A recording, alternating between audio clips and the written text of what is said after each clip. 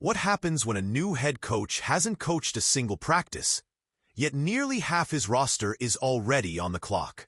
Because that is the exact situation Mike McCarthy is walking into in Pittsburgh, and it makes his first offseason one of the most consequential the franchise has faced in years. This story matters because the Steelers are not just transitioning coaches. They are potentially transitioning identities. 22 contracts are expiring. The quarterback situation is unresolved. And the decisions made over the next few months will shape whether this team remains competitive or slips into a full-scale reset. When Pittsburgh hired Mike McCarthy in late January as the successor to Mike Tomlin, the move itself signaled change. Tomlin's departure marked the end of an era defined by consistency, stability, and continuity. McCarthy represents something different. Different systems, different priorities, different tolerance for roster turnover. But even by NFL standards, the challenge in front of him is extreme. As free agency approaches, 22 Steelers players are set to hit the market as unrestricted free agents. That is nearly half of the active roster. It is not just depth players or camp bodies either. The list includes Aaron Rodgers, Kyle Duggar, Isaac Seumalo, Kenneth Gainwell, and Cole Holcomb. Some are veterans nearing the end. Some are contributors in their prime. Some are younger players still trending upward. For a new head coach, this is not just roster management. This is tree-up. The Steelers enter 2026 with a blend of aging experience and mid-tier talent, and the valuation swings among these players tell a revealing story. Kyle Duggar's projected market value has dropped sharply, falling from around $14.5 million to under $6 million. That decline reflects risk, not ability. Duggar remains a physical, versatile defender, but teams are clearly weighing durability, role, and positional value more cautiously. Aaron Rodgers, now 42, remains expensive on paper. His name still carries weight, but his age and cap hit make him far more replaceable than a quarterback of his resume would have been even a few years ago. Isaac Seumalo's market value has ticked upward past $9.6 million, reinforcing his importance as a stabilizing force along the offensive line. Kenneth Gainwell's valuation sits closer to $2.9 million, modest by league standards, but that number masks his efficiency and situational value. Then there is Calvin Austin. His projected jump to nearly $4.9 million quietly signals something important. He is no longer viewed as a gadget or depth receiver.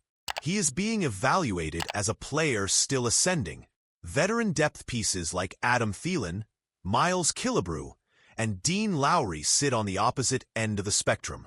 Their experience is respected, but their roles are more easily replaced, and their contracts are less likely to be renewed in a cap-conscious offseason. This is where Omar Khan and the Steelers front office face their balancing act. Experience versus flexibility. Familiarity versus upside. Stability versus evolution. The running back position provides a clear example. Pittsburgh has never been a franchise that hands out expensive deals to running backs, and that philosophy remains intact. But Kenneth Gainwell presents a different kind of question. He arrived on a one-year prove-it deal worth $1.79 million and quietly delivered value.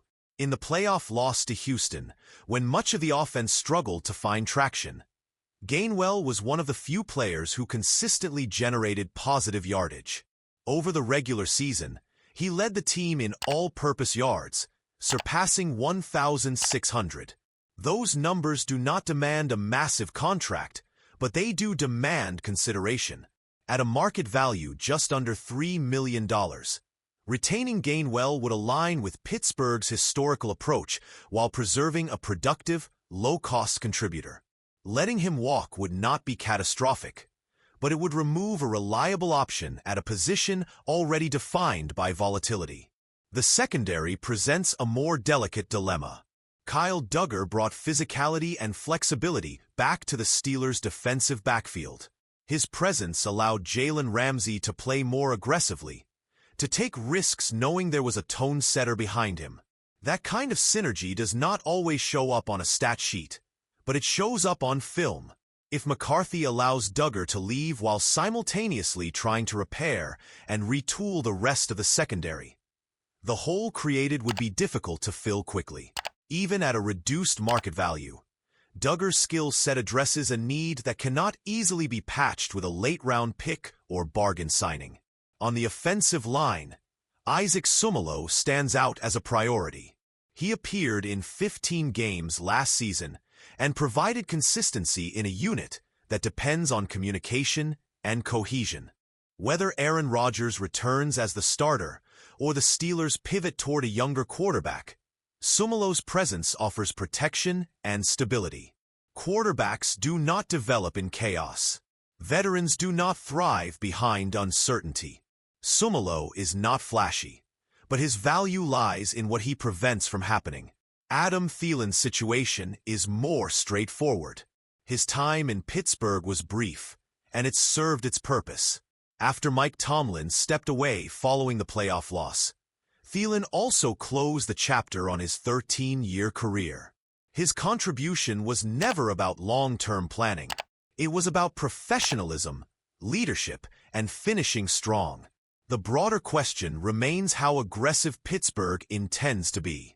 The franchise is projected to have around $50 million in cap space, assuming the 2026 salary cap reaches at least $301.2 million, and no major roster moves are made beforehand.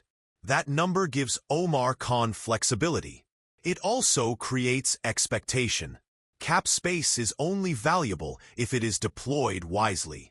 And hovering over all of these decisions is the single biggest domino of the offseason. Aaron Rodgers. Will Aaron Rodgers return in 2026? That question shapes every other conversation.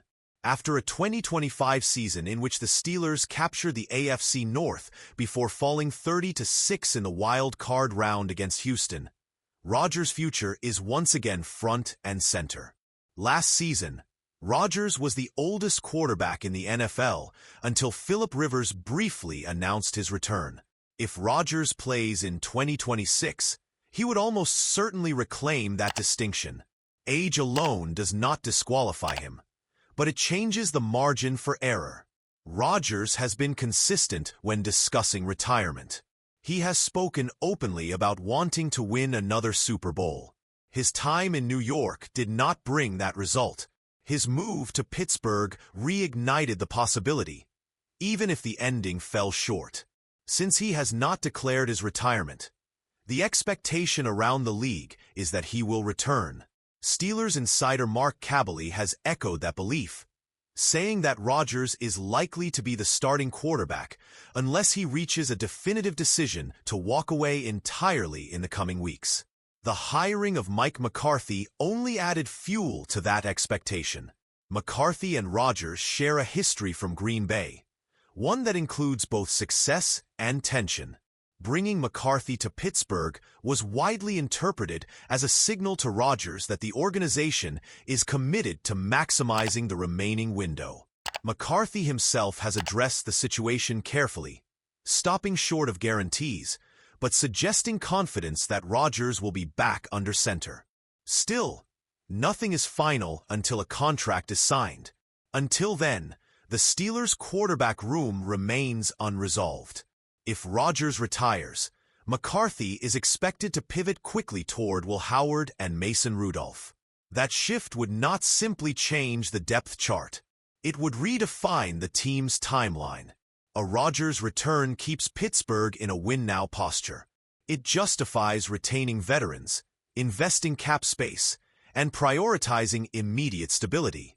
A Rodgers departure forces a different approach. Development over contention. Flexibility over certainty. This is why the Rodgers decision does not exist in isolation. It affects whether Seumalo is a must-sign or a luxury. It influences how much risk the team can afford in the secondary. It frames whether the Steelers view 2026 as an extension of a closing window or the beginning of a new one. Mike McCarthy did not inherit a rebuild by choice. He inherited a crossroads. Every new head coach talks about culture, standards, and identity. McCarthy will have that opportunity, but his first real statement will be made through contracts, not speeches. Who stays? Who goes? Who gets prioritized? Who becomes expendable? The Steelers have long been defined by patience and continuity. This offseason tests whether that philosophy still holds under new leadership. 22 free agents. 1 quarterback decision.